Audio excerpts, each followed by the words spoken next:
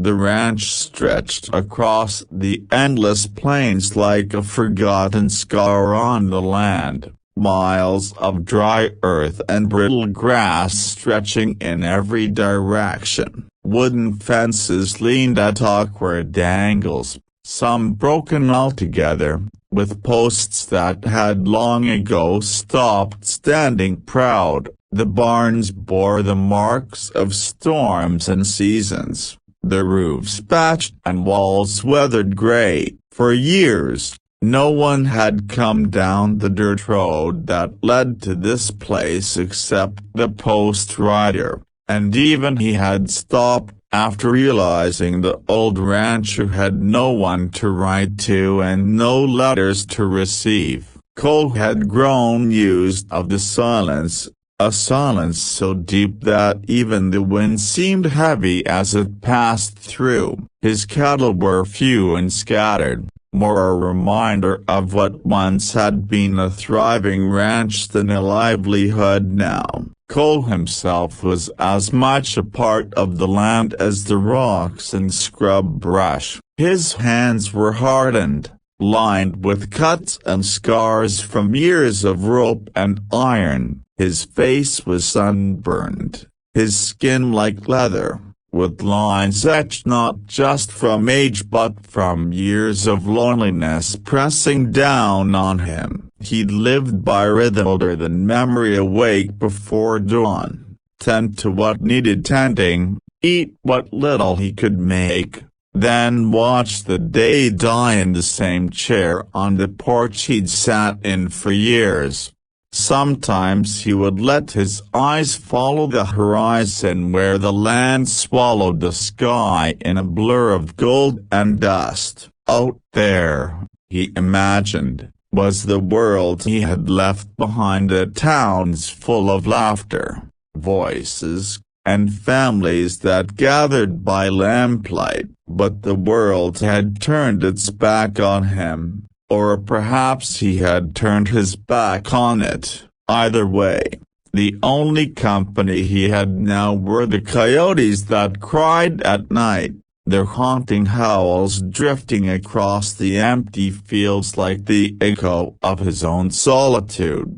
He did not fear the silence anymore. It had become part of him, like the weight of his hat on his head or the sound of his boots against the wooden floorboards. Yet sometimes, in the quiet hours, a question rose up in him, sharp and unwelcome. Was this how he would leave the earth, unseen, unheard, with no one to know the man he had been or the life he had carried in his chest?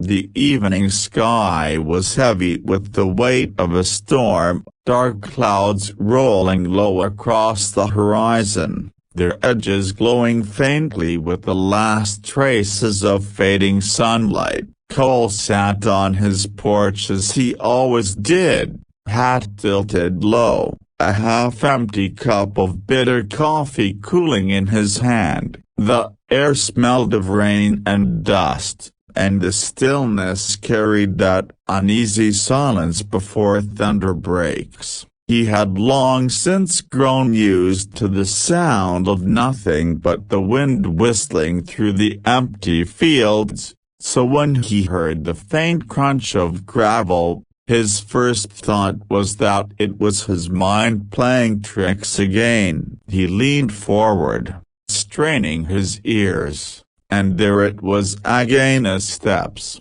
uneven, hurried, coming closer down the dirt path. Cole rose slowly, setting his cup aside, his body stiff from years of hard labor and harder nights. His hand brushed against the doorframe as if reaching for some sense of steadiness while his eyes narrowed into the dark. The sound grew clearer, louder, until he could see a shadow moving through the curtain of rain that had begun to fall. It was a figure, smaller than he expected, stumbling as if every step was a battle. His heart pounded with a strange mixture of curiosity and unease, for no stranger had wandered this far in years. The storm broke open above him as he stepped out, lightning flashing across the plains. The figure came closer until at last she emerged into the flickering light of his lantern. A young woman,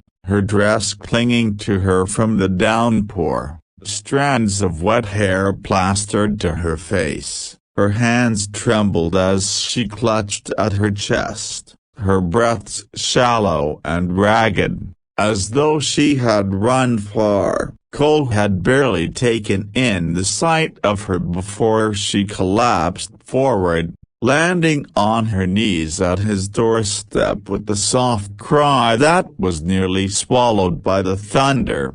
For a moment, he stood frozen, rain soaking his shirt, eyes locked on the stranger kneeling before him. She raised her face, and though her eyes were filled with exhaustion, they held something else: fear, desperation, a plea she could not voice. Cole's throat tightened, and the silence that had been his only companion for years shattered in an instant as he realized his life was no longer only his own.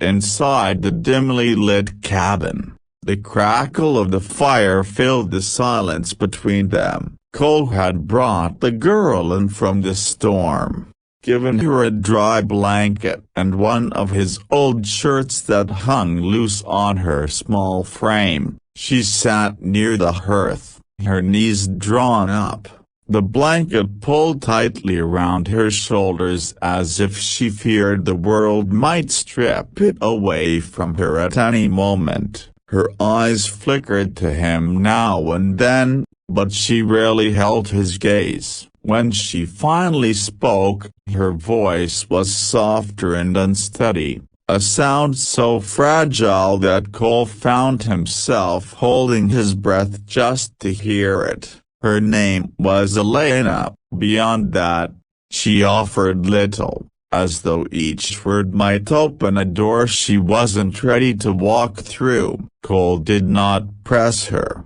though the questions burned inside him. Who was she? Where had she come from? What had driven her across the empty plains to his doorstep in the middle of a storm? Instead, he busied himself with simple tasks: pouring her a cup of hot tea, setting bread and dried meat on the table, mending a lantern whose light had grown dim. Every now and then, his eyes strayed back to her, and he saw the way her hands trembled as she tore small pieces of bread, the way she seemed to listen to every creak of the old cabin as if afraid something outside still hunted her.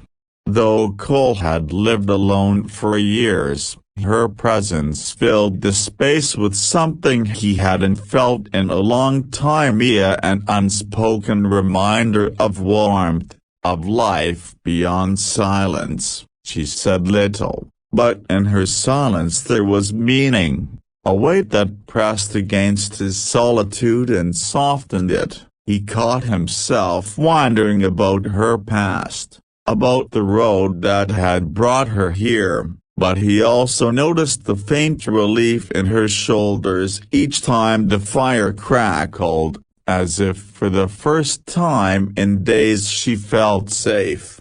Cole leaned back in his chair, his rough hands resting against his knees, and for the first time in years, the emptiness inside him felt less consuming. He didn't know who she was or why fate had delivered her to his door, but he felt something stir in him he thought had died long ago. The quiet, hesitant pull of hope. The days slipped into weeks, and the ranch, once a hollow shell of silence, began to change in small, almost imperceptible ways. Elena moved through the cabin with a lightness that seemed out of place against the ruggedness of the life Cole had built. She swept the floors, mended a curtain that had long hung torn, and sometimes hummed softly to herself as she worked in the kitchen. The sound of her voice, even in fragments of song, carried through the house like a fragile